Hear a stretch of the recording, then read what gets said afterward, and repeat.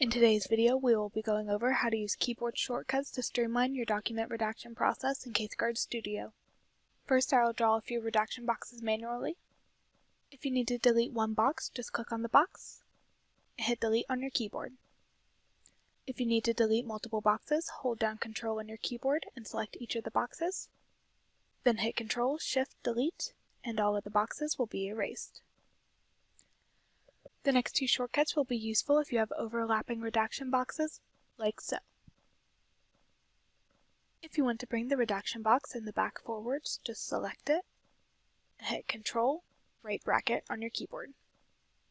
If you want to send a redaction box to the back, you can hit Ctrl, left bracket.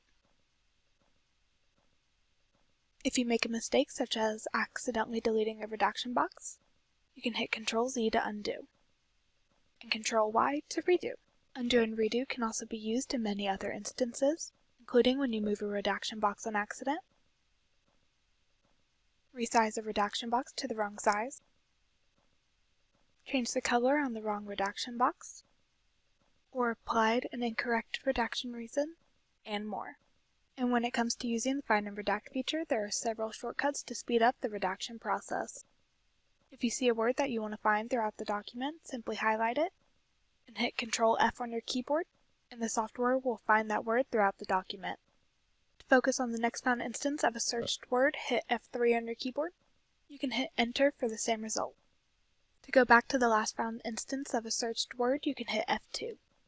To find and redact the next found instance of the word, you can hit Ctrl R.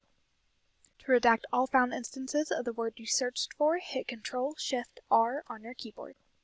These keyboard shortcuts are a sure way to streamline your document redaction process and save you time using CaseGuard Studio.